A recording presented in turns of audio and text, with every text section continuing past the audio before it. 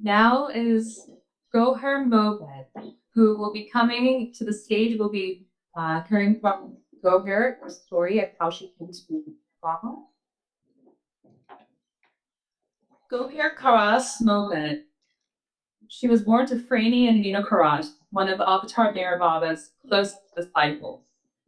Goher has had the rare privilege of being named by Meher Baba himself, and she spent a childhood filled with stories, experiences, and teachings of Meher Baba through the light of her father Minu, who narrated is in his biography, The God Seeker. You may have read that. She met Meher Baba for the first time in 1962 at the East-West Gathering in Pune, and again in 1965 at Gurprasad. Goher's home in Karachi is the central Meher Baba Center, where many seekers came to learn about the avatar. Goher currently lives in Florida with her husband Danny. Let's welcome Goher to the stage.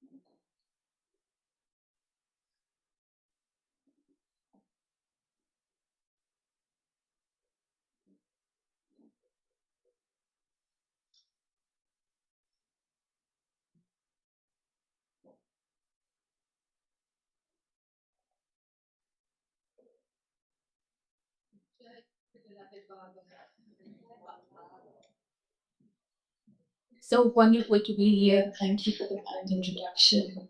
And so my story, of course, is in direct relation to my dear father. Dad always said that his life with Baba was an open book. So today I'm going to relate his story. We'll start with his early years. We'll go through his young life and how he came to meet Baba, and how Baba trains him after that, because he is considered one of Baba's closest disciples. And finally, I'll end with some of our family stories. And so let me begin. So my story in relation to beloved Baba begins with my father, Mini Karas, who was one of Baba's closest disciples. It is the story of the epic struggle of a soul to overcome the forces of karma, which could only be done successfully through the grace of the living master. To those of you who have not known of me, let me begin by sharing his incredible journey to search for God, which began as far back as he could remember. As the story of his life unfolds, it becomes more than evident that all his experiences were propelling him to his inevitable meeting with God. As a small child, he recalls, ever since memory first began, he experienced intense feelings and longing for God, wondering if God really existed, and if so, in what form and where, and why could he not see him with his own eyes? He was determined not only to find him, but become one with him in this very lifetime. All these intense thoughts and feelings without anyone ever having spoken a word about it to him. His youth was a period of both elation and frustration, culminated in a determination to die by his own hand if his lifelong desire to see God face to face did not materialize. He remained convinced that one day in this very lifetime, he would ascend to the spiritual height required to find God. He went further. He was further convinced that God would take him, quote unquote, take him along with him unto him. As a child living with his elderly parents who came from a humble background, he was badly neglected. Until his elder sister took him under her wing when she married into a wealthy family. Under her care as a young scholar, he excelled in all areas of academia, sports, elocution, debating, and scouting. Nevertheless, she was a hard taskmaster who continually demanded the very best performance from him, and if he didn't deliver, was severely reprimanded. Therefore, at this tender age, he lacked the material nurturing which he craved, and which was a key factor that drove him away from her care eventually. As a young man, Minu kept up his thirst for God, looking for him everywhere and everything, and inquiring of those whom he felt might be able to help him in his search and satisfy his longing, but to no avail. It all appeared to be a wild goose chase. Deeply frustrated, he even turned to nature and found himself out into the open fields or at the seashore, where he found himself talking to God as if up in the firmament and felt blissfully happy doing so. This soon became a habit, and along with his deep conviction, he was certain that one day in this very lifetime, God would appear to him in human form. Running parallel to this intense longing for God, Minu was also in the grip of the usual common pull of lust which assails most young people, and which in his case went largely unchecked, so that the devil had a free hand. The dreadful habit of self-abuse continued unabated for a number of years, and soon all his outstanding qualities and intelligence were negatively affected. Without the proper guidance, he seemed a lost soul. To further complicate matters, he also equally felt the pull of physical love, which manifested itself at an early age, when he found himself in all innocence declaring his love to a married relative lady at the tender age of 7. Oh, yes. She reciprocated by nurturing him as one of her own, and soon this bond became a deep and lasting relationship. Needless to say, this created a great deal of conflict within the family as the years went by, but Minu remained unaffected by any negative repercussions, and his love for this relative lady grew in fervor and intensity. In his own words, this intense feeling of love was like a hidden volcano, propelled by some mysterious force of past lives, which neither of them could fathom. It defied all human comprehension.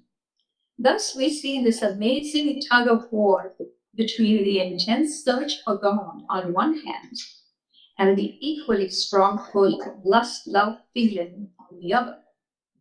To add another aspect to this realm of lust and physical love, Minu states that as a child, on more than one occasion, an unnatural physical offense was attempted on him by more than one person. But in spite of these disturbing episodes, he always felt he was protected by some invisible supernatural power.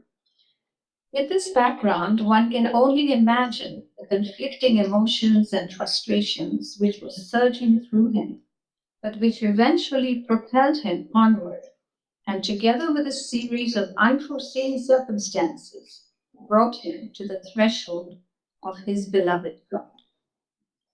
Now, Minu had 4 friends who were also spiritually inclined, and together they made a pact to search for God, each taking a different direction.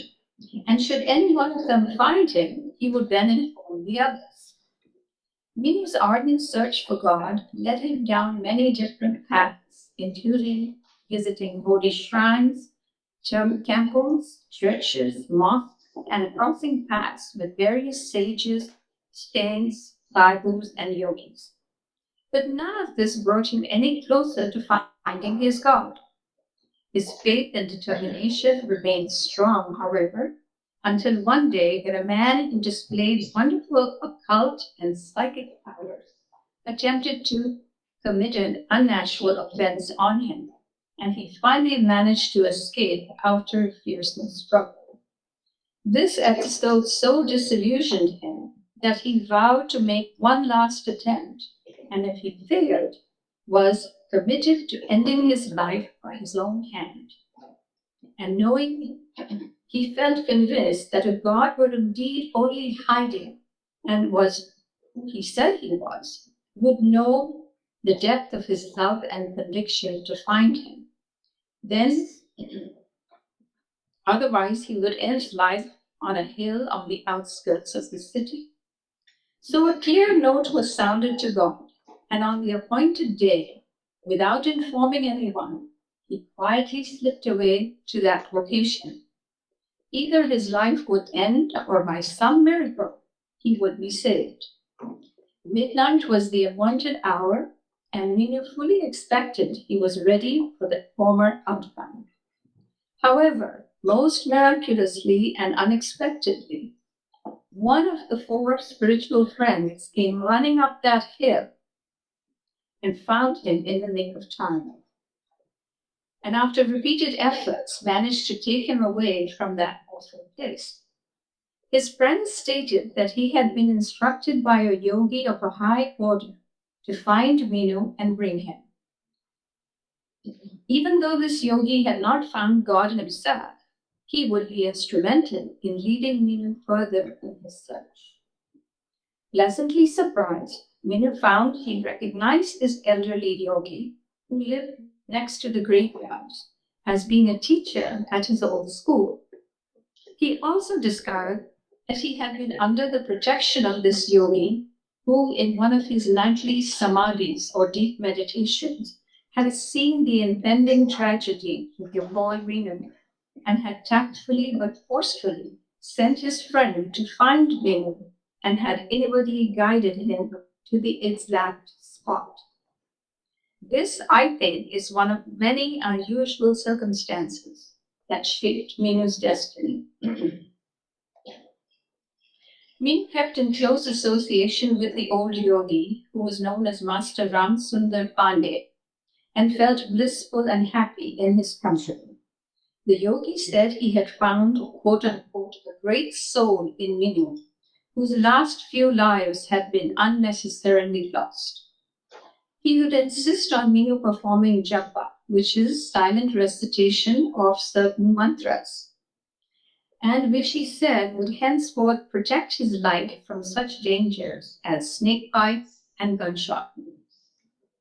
He also gave Minu a sacred thread which Minu was to keep on his person, and which would further protect him from all evil forces and save his life, cautioning Minu not to take any of this lightly. Minu merely obeyed the yogi, although not fully understanding why, but felt instinctively that there was some supernatural power guiding him in his quest. He had also been an avid scholar of books on spirituality, and one day he was overjoyed to discover in one called Kabir Vani by the acclaimed poet and perfect master Kabir Sahib that God does appear in human form during certain spiritual periods.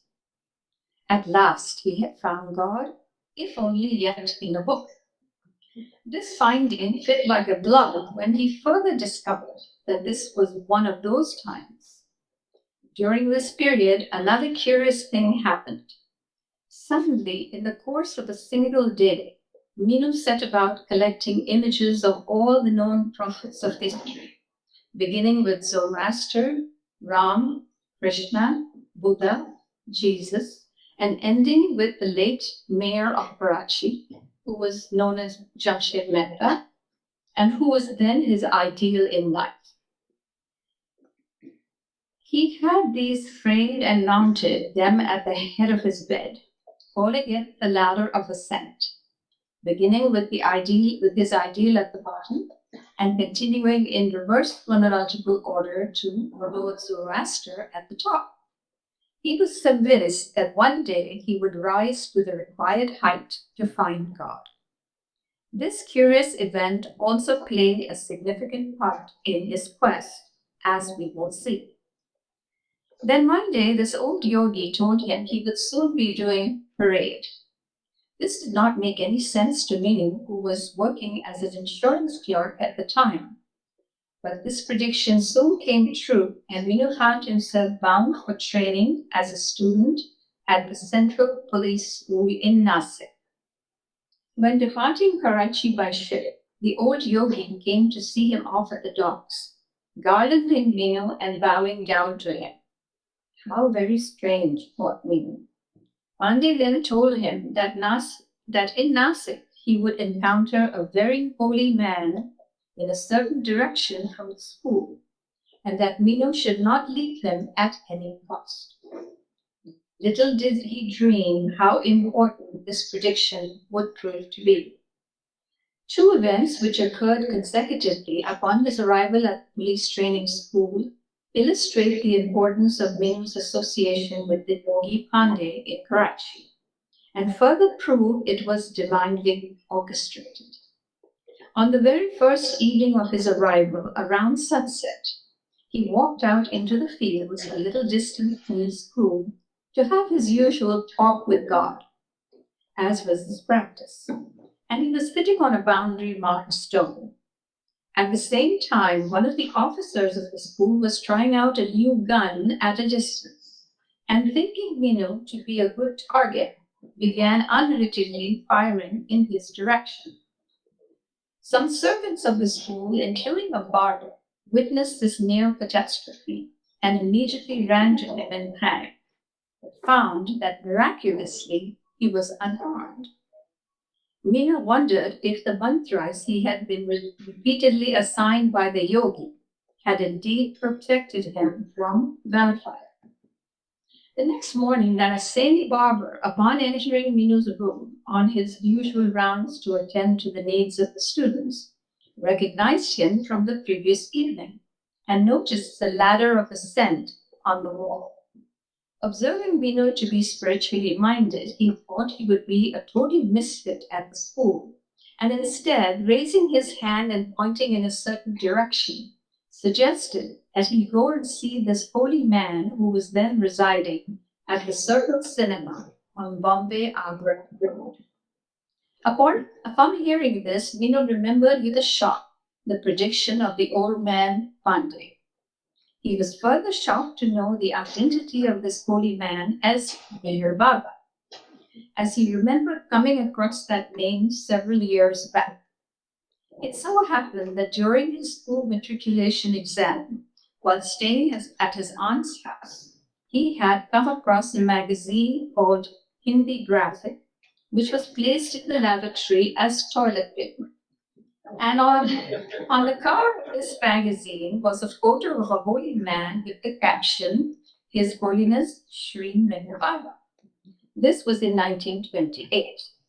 And it was during this period that Minu was at the height of his frustration, considering all so-called saints, sages, and holy men as nothing short of cheats and rogues. Even so, he did not appreciate the idea of a photo of a man said to be holy to be kept on the toilet. So he tore off the cover of the photo and kept it in a folded sheet of button paper and promptly forgot about it. The next day, on his way to the examination, he realized he had forgotten to wear his kasti, which is the sacred thread worn by every devout Zoroastrian. But he did not have time to return home for it. During the exam, a curious thing happened when a small piece of paper slipped off his desk to the floor, and out of it fell the photo of Meher Baba.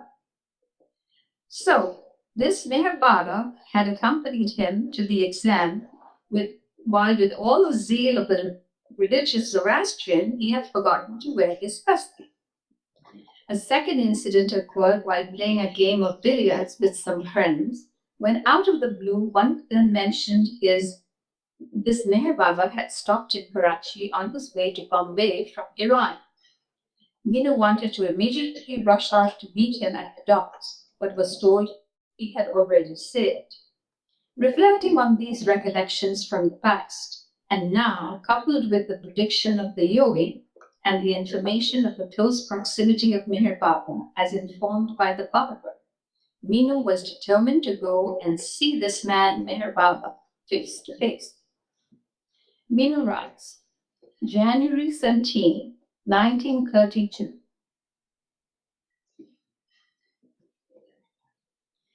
Was the happiest day of my life. Like a warrior of old, setting out fully armed to fight for his country, he set out fully armed for his holy expedition. He dressed himself in his usual white garments, with a locket containing a small photo of Lord Zoroaster around his neck, and the red holy thread given by the yogi in his inside pocket, and a sandalwood mala, which is a religious rosary for prayers. Thus he felt secure and fully prepared. Upon arrival at the compound that Sunday morning, he was met by 3 disciples, Ramju, a Muslim, Vishnu, a Hindu, and Dadachanji, a Zoroastrian, one after another. When asked who he was and the purpose of his visit, to each he replied, I am a Pagal, meaning mad person, here to meet a similar type of elder Pagal, who I understand is staying here. Although he realized these words sounded idiotic to them, he felt convinced that they would internally convey to Meher Baba, if he was really holy, the silent and hungry heartbeats of a truth seeker. Within minutes, the man called Meher Baba suddenly came out and stood just a few feet away. Meenu notes, quote, he appeared young, strongly built, strikingly handsome, and clean-shaven. His lovely hair flowed down to his shoulders. His mustache was full, his eyes were fascinating, and above all, he had a broad, charming, unforgettable smile on his radiant face. He wore a long white robe-like garment with a hip-neck collared coat of cream color, and he was holding a small wooden mold. Then and there, Meenu felt a voice deep inside saying, Meenu, here is God whom you have been searching for. From that moment of spontaneous joy and bliss, Meenu knew his search had ended. Calling him into a room while seated on a mat on the floor, with the disciple Chanji on his right, Baba asked Meenu what he wanted. While keeping perfectly silent and fixing his gaze on Baba, Meenu addressed him from deep within, emptying out all of his pent-up frustrations, while telling Baba that if indeed he was who he said he was, would know all this and be able to satisfy his inner cravings. Astonishingly, using his alphabet board and via his disciple Chanji, Baba said, quote, I have heard you completely. It is since your birth that this instinct is there within you. Do not worry. Do as I say. Forget I. Every night go to sleep in thoughts of me. Then began the verbal dialogue where Meenu unburdened himself with all the good and bad that he had experienced since memory began. And in his long search for God, he fearlessly told Baba about meeting the old yogi and showed him a picture, then began disarming himself of all his spiritual paraphernalia, confessing to all these childish things. Immediately, Baba replied, This is not childish. It is this that has brought you to me. He further stated, You are connected with me since past life. It is I have to pay the debt I vow you. Not only you love me, but I love you. At the end of this momentous meeting, Minu left with feelings that were indescribable. He was totally convinced he had at last found his very own God and Savior and Messiah that the world desperately needed. He realized all his efforts to this day had not been in vain, and the true significance of all experiences to this point.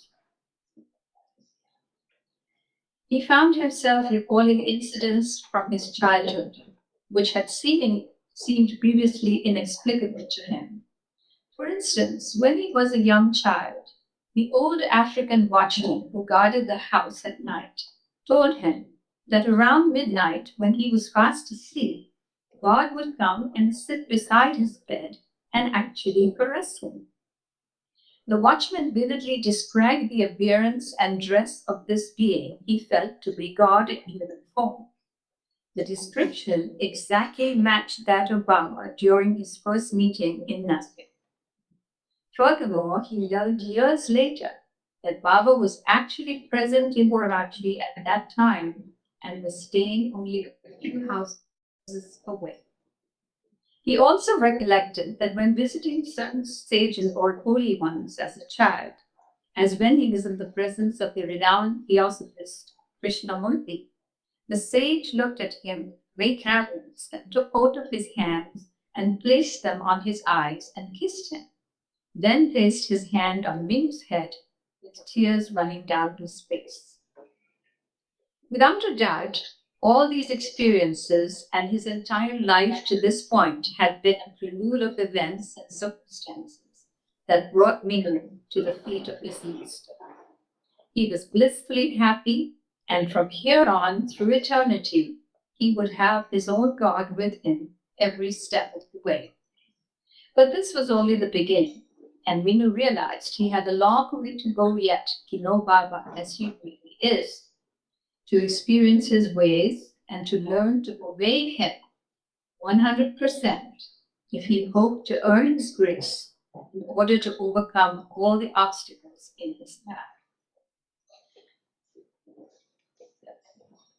After his initial meeting with Baba, Minu could not keep away from him and would avail of every opportunity to be in Baba's presence, even as far as defined school regulations, which were very strict. But somehow, again, in spite of his truant behavior, he somehow or other escaped being caught in the act and being subsequently punished. This would be pointed out by Baba while he joined his company, when Baba suddenly returned to Minu and asked him why he was here at such an odd hour.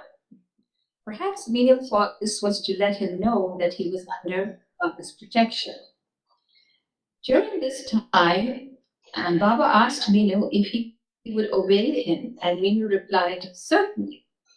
Baba then gave Minu his first order to read well, then adding, "When I feel in the twinkling of an eye, I shall lift you up. Don't worry. I promise you I'll take your responsibility." Thus far, Baba had not directly addressed Minu's consuming lust problem. But on the occasion of his 38th birthday celebration, which included a small darshan program, that's it. Okay. Baba openly referred to the subject when in front of all gathered, Baba said, "He is perfect from top to toe, but his eyes are very bad." This open hint opened the door to future direct guidance by the Master, who helps each child eliminate the blocks to perfection. Minu's training had begun in earnest, and along the way he learned many new lessons, such as implicit obedience. Once, after inadvertently and in good faith disobeying the wish of the beloved, Baba ordered him to go away in front of all. Minu was crushed by his sudden rejection, not understanding the reason for his dismissal, and inwardly begged his forgiveness. When called back some time later, he realized his mistake in not obeying Baba when he was told to go have his lunch at a certain time. Vinu now knew that even the smallest wish was significant when it came to obeying the master. Baba lovingly forgave him, admonishing at the same time to never disobey him again. During his stay in Nasik, Minu had the privilege to be in Baba's company often as part of the mandali, taking part in games such as marbles, cricket, carom, ping pong, and cards. But this was also a period of suffering for Minu, who was deeply agonized at certain intervals when Baba was touring in the West, going away for other reasons. He was also suffering physically from bouts of acute appendicitis. Baba would sometimes give him a mixture of lime juice and ice cream, or even a whole raw lemon once, which Minu consumed entirely, skin, seeds, and all. Baba also advised him to seek immediate treatment at once from the doctor at his school. At times when Minu completely broke down, being overwhelmed between the physical and spiritual agony he was suffering, Baba would gently caress him like a mother would her child, saying, "Don't worry, you are exceptionally lucky to be so dearly loved. Leave everything to me. I am doing my best." Baba then instructed Minu to return to Karachi immediately, where his presence was essentially required. Minu finally had his appendectomy while Baba was away on another trip to the West. Also, during this time, his lady friend, with whom Minu enjoyed a unique lifelong affinity, was undergoing a serious health crisis, which no one had informed him about. He then realized the importance of Baba's order to go there without delay. In the ensuing months, they both suffered periods of agonizing physical illness, yet each one kept the other uplifted throughout these trying times, with Minu leaving the entire end result to his beloved Baba in total surrender. When Minu returned to Nasik in early 1933, Baba began integrating him into the mandali and gave him the assignment of contacting the former mayor of Karachi, who had also been Minu's ideal.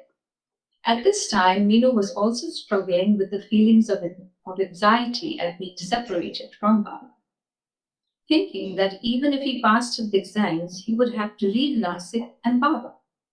But Baba reassured him all would be well, even after he got a job, which he would be able to leave when Baba called him. More importantly, he gave Minu a master key pertaining to this lust problem, telling him, "Today I am giving you a master key, which note carefully. He who always loves is in me, but he who engages in lust keeps away from me. Be very, very careful. If you really desire to be near and with me, avoid lust. As soon as you are dragged heavily by lust, close your eyes and try to concentrate on the root of the nose between the two eyes and think of me. Do not do this for very long." He further said, "Love lifts a man up, while passion or lust drags him down below. Do not worry for being lifted up by love, worry for being pulled down by lust. It follows that if you are not pulled down, you will automatically be pulled up." Baba also said this struggle was an eternal one, and one could hardly escape it on one's own unless he has a hand of a living master on his head to free him from it. But when Minu protested, saying how yogis of a high order had failed in this respect, what hope did he have to overcome it? To which Baba replied that he had to make the initial effort and then be worthy of his grace. In March 1933, Minu was present at the wedding of Baba's brother Bera.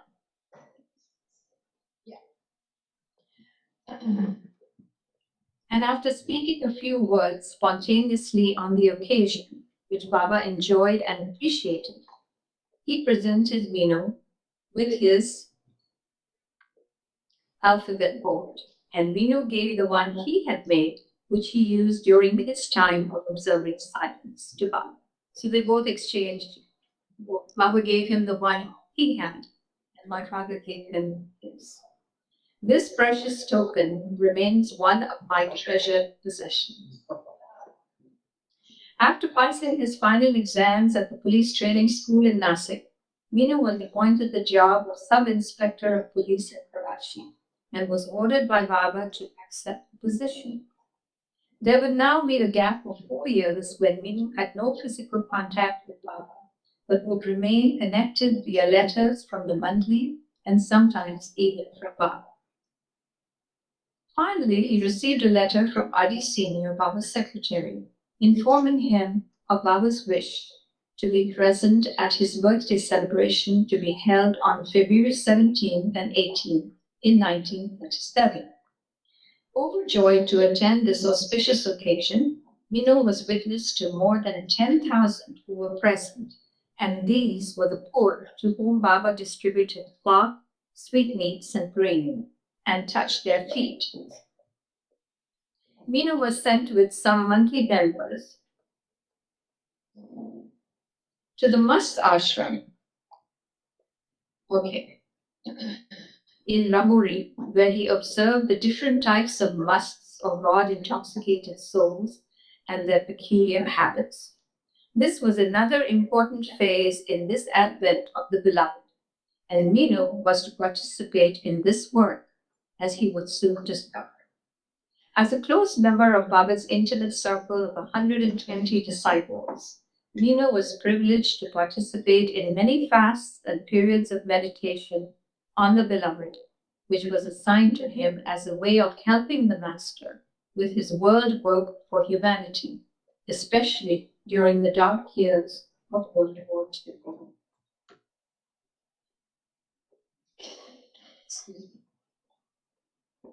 In June of 1947, Baba gave Minu and the other Mandli Benaras the mission of trying to find musts in their own districts and bring them to the newly founded Mast Ashram in Sakar. Never having undertaken such a daunting task previously, Minu was naturally quite anxious, but eventually, being determined to fulfill Baba's wish, he managed the laborious and challenging undertaking and completed his mission successfully in transporting 3 musts from Karachi in spite of numerous hurdles and complications. Baba was immensely pleased with the work done, as it turned out, Mino was the only one of 3 Bandi members that were asked to perform this work to do so successfully. After staying for 2 days, Baba asked Mino to take the must back to the old surroundings in Karachi. Baba then hugged Mino and told him again, "You are one of my most intimate ones."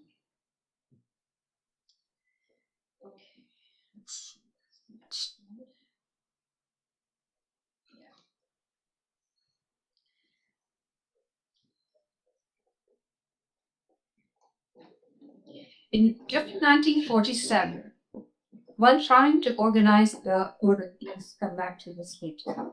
I'll share with you a couple of stories from the new life, which Minu experienced, and I found quite relevant to this part of my narrative. So, despite passing the customs examination, quote unquote, Minu desperately wanted to be a part of wanted a part of himself to accompany Baba in the new life, right? And there were the yes wallahs and the no wallahs, and the arrangement wallahs, of course. Even though my father was a yes wallah, he was not included in the few that accompanied Baba in the new life. So obviously he felt very separated and wanted to be there by hook or by crook. So despite pass now, before they left, all of them were supposed to show whatever they were bringing in the new life with them. all their belongings. And there was this customs examination. Minu desperately wanted a part of himself to accompany Baba. So he had secretly given a shirt, a scarf, and a handmade walking stick to his old friend Dr. Nani, who was one of the companions going on the new life with Baba. During the custom examination, Baba announced that no one was to give clothing of any sort to the companions going on the new life. So Minu cleverly thought, well, Baba didn't say anything about a walking stick. So he took back only the shirt and scarf that he had given Dr. Ghani. And Dr. Ghani, being aware of the deep anguish in Minu's heart, agreed to keep the walking stick with him if he could. The story goes that Dr. Ghani eventually gave the walking stick to someone who was not on the new line. But sometime later, that person was amongst a crowd allowed to see Baba briefly at a railway station during one of the new life journeys. As the train Baba was in slowly began leaving the station, Baba suddenly reached out and snatched the walking stick from the man's hands. He kept it with him for the rest of the new life, thus fulfilling Minu's heart's desire.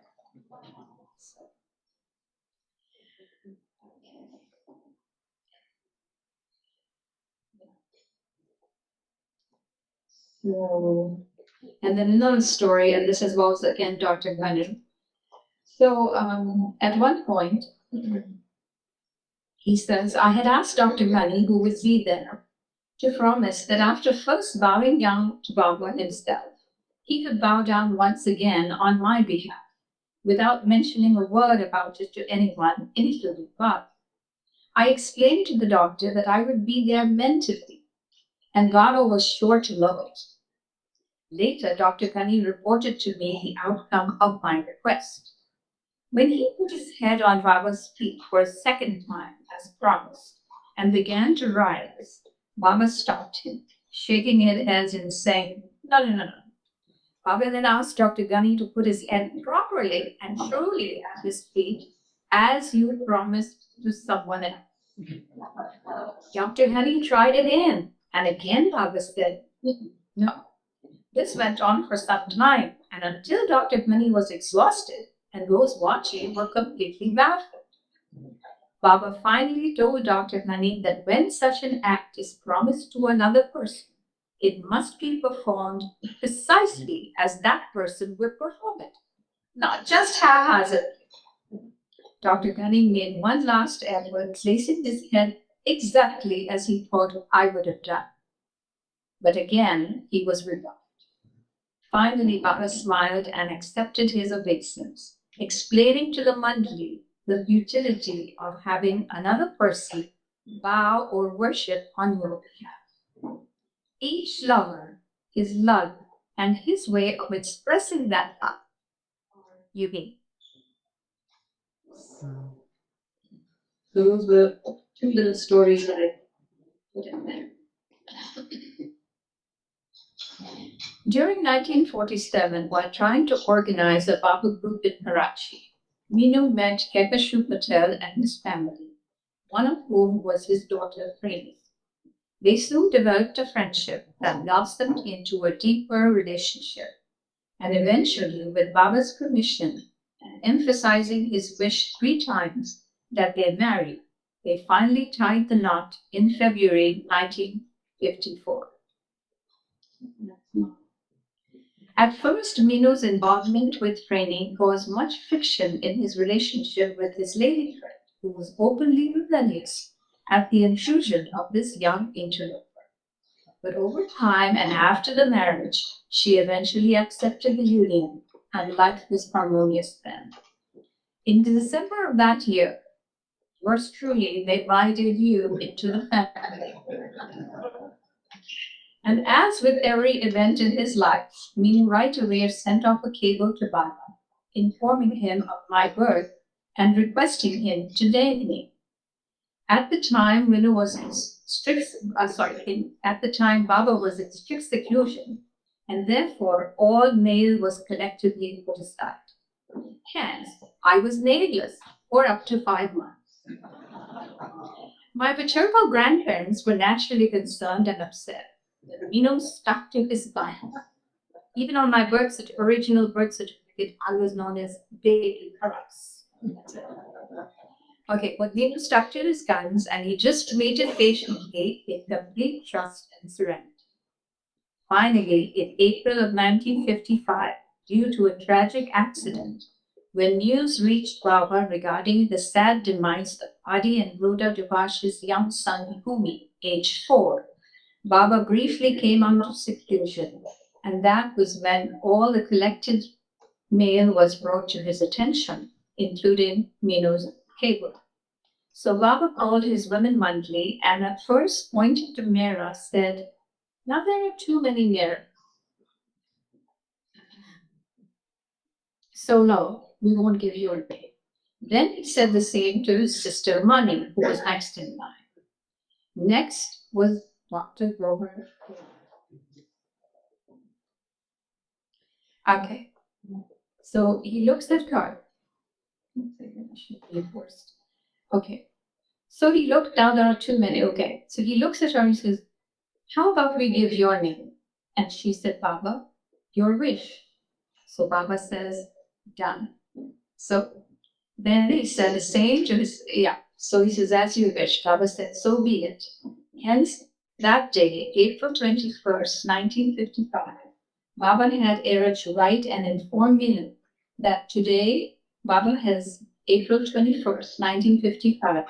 Baba has named your daughter Goher, meaning jewel.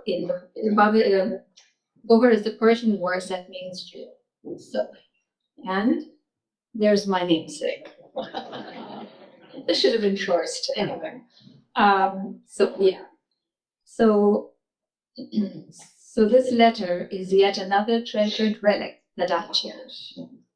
Almost 6 years later, my brother was born in November of 1960, and somehow the news had already reached Baba, who immediately sent a photograph naming him Meherji. So hence both of us were named. Okay. Then about 6 months later, my father was at the darshan in 1955 in Mirabad. And he brought this picture where I was about 6 months old. And he showed it to Baba and introduced Baba, "This is Goher." Baba took this picture in his hand and he rocked me. So, again, another one of my treasured possessions. My first physical meeting with Baba came in 1962 at the East-West Gathering, held in Pune. I was almost 8 years old at the time, and I distinctly recall the excitement building up in me at the thought that I would be meeting him in person. On November 1st, 1962, I found myself at the gates of Guru Prasad Palace, among thousands who had come from all over India and the West to partake of this joyous event. I remember thinking to myself as I walked to the back of the compound that as I turn around, all I want to see is Baba. And sure enough, as I turned around, there he was in all his glory, beaming pure radiance on the stage. I was lost in a timeless moment. I watched as Baba gave darshan to thousands, one by one, bowing down and touching his feet. I recall the intense heat and humidity, and then, all of a sudden, the skies opening up with a tremendous thundershower and drenching all of us near the stage. Baba then instructed the Western and some of us Eastern women and children to be taken to the women Manli's quarters and be given some dry clothing. Hence, I found myself inside with the ladies, and Baba's sister Mani very sweetly gave me one of her dresses to change into. That's also. Subsequently, after we had returned home to Karachi, Mani sent me this dress as a memento of the auspicious day which is yet another one of my, this was the dress which is now preserved and in my possession. Yet another one of my treasured possessions. I have a few. Father also called our Rachi group on certain days for his darshan in the small side group, and I recall the first time standing in line with Dad and peeking out from the side to catch a glimpse of Baba as we were going in. So I was small. So finally, it was my turn, and this was the first time I was directly in his presence. I kneeled and lay my head on his feet, touching my forehead on each one while gently holding them, never wanting to let go. When I finally stood up, I was in his loving embrace. Yet another timeless moment. The rest of the afternoon was spent sitting silently at his feet while he conversed with some, and I recall Dad whispering in my ear to keep my gaze on him and drink in every drop so that, quote unquote, this memory will last you a lifetime. The next and last physical meeting with beloved Baba came in 1965 when he had called some East ladies. This time, when I stood up after taking his darshan, he gestured, "How big you have grown." When my brother Nerji, who was not yet 5 years, bowed down to Baba, he just stayed there for a while and had to be coerced to get up. The lady Wanli had been observing this from behind the scenes and remarked how lucky he was. Our family also attended the last darshan in 1969 at Mirabad, along with mothers from the Karachi group. Meenu was a volunteer guide once more, and I recall when we approached the hill at Mirabad on the bus from Nagar, Meenu jumped up and shouted, "Parvardigar Meher Baba Ki Jai" 3 times. So,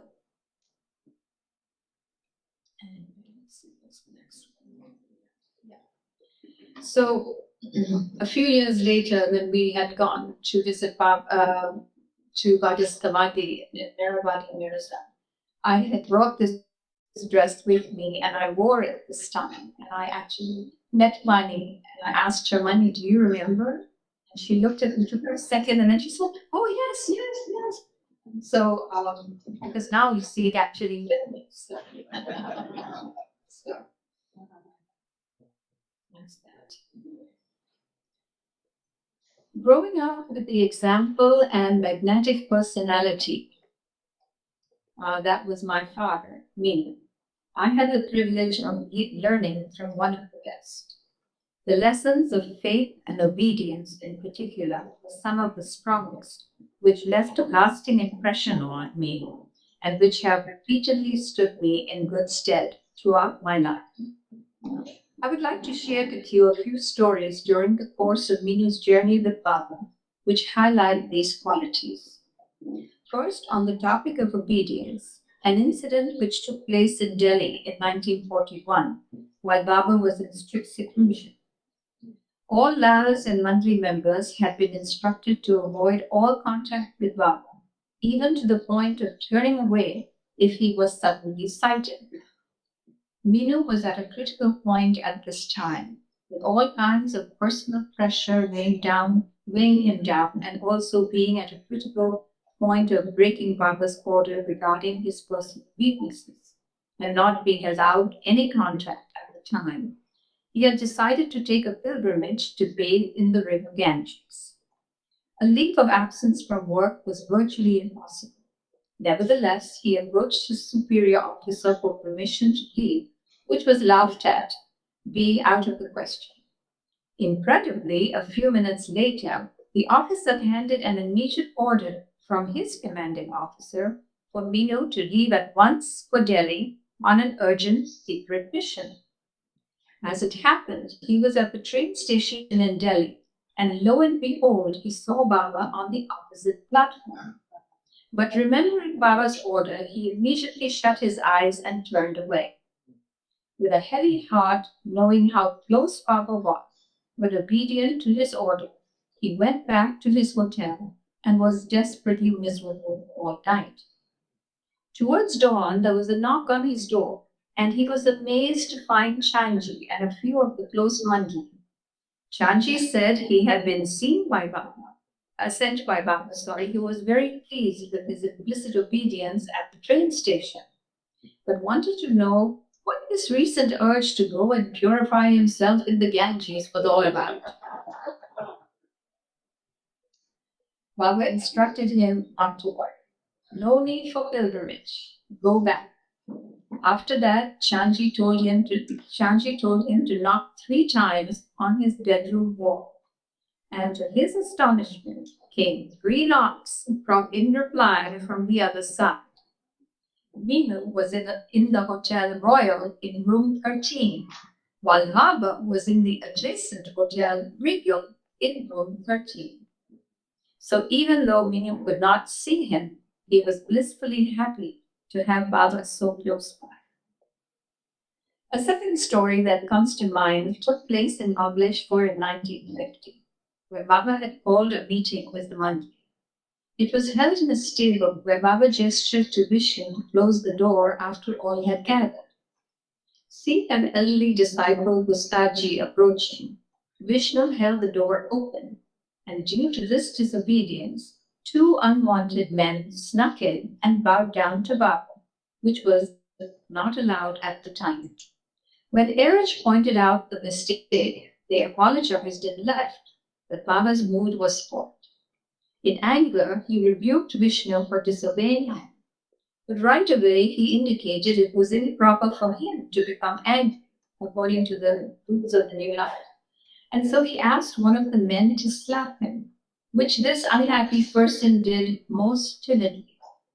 At once Baba said, "Is this the way you slap when you punish someone?"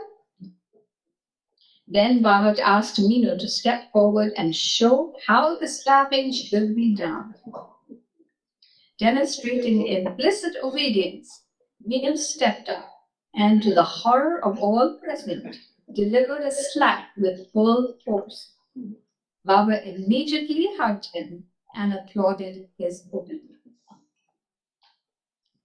And now on the topic of faith, I recall a story that Dad related often, which I believe took place in Madras.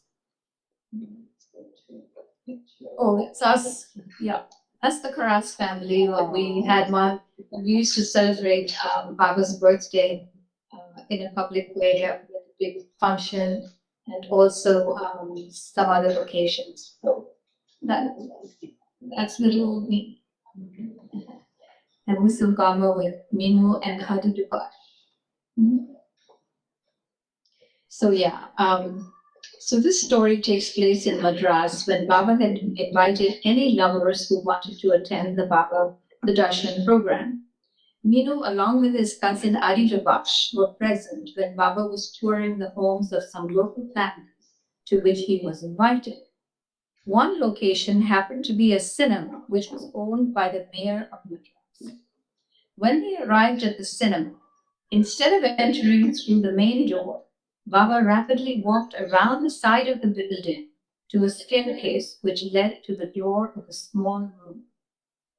Baba quickly climbed the stairs, opened the door, went in, and sat on a single chair in the room, which was like a prayer room with various pictures of saints and holy ones.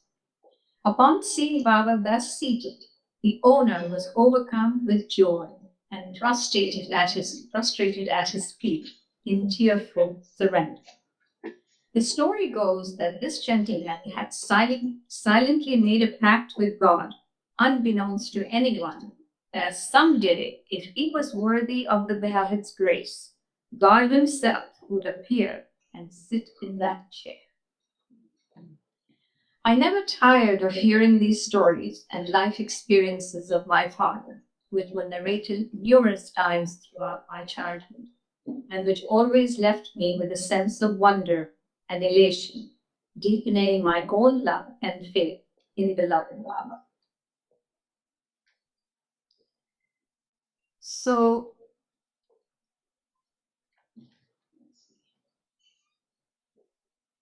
to bring Nino's story to a close, I will share a few words from his diaries, which were published in the book The God Seed.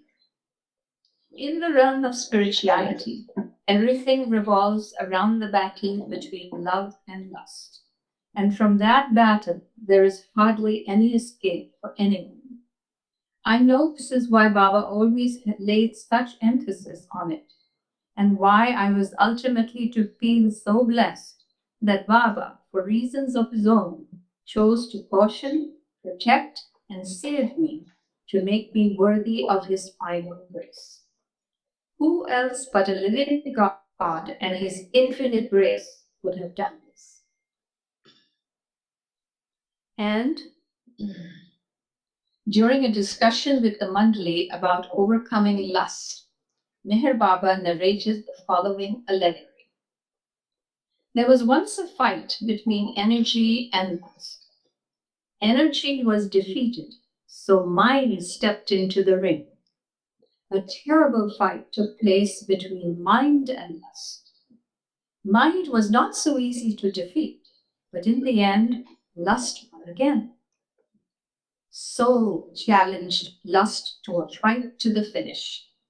The result of their match was that lust was defeated so completely it never rose up again to challenge soul to a rematch. I got that in there.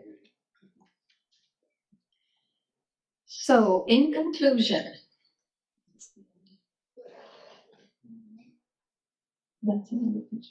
yeah.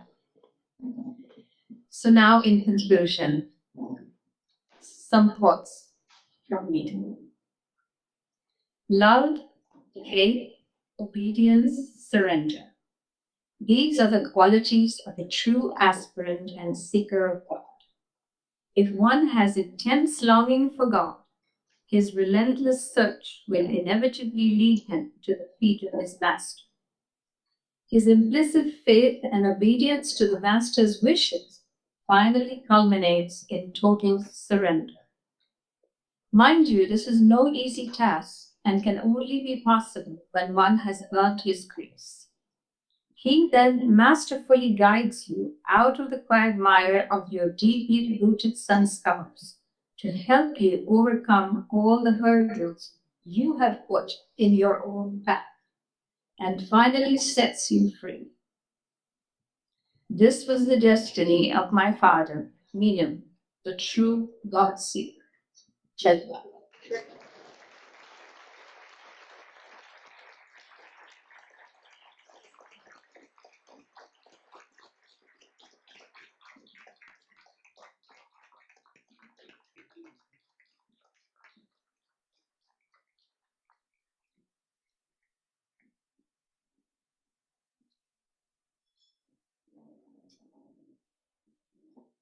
Goher, thank you so much for those beautiful stories about your father sharing us. So as we get the next And last part of our afternoon ready, Amber will be setting up so that she'll be able to perform. So we have about 20 minutes. So we're going to set up very quickly and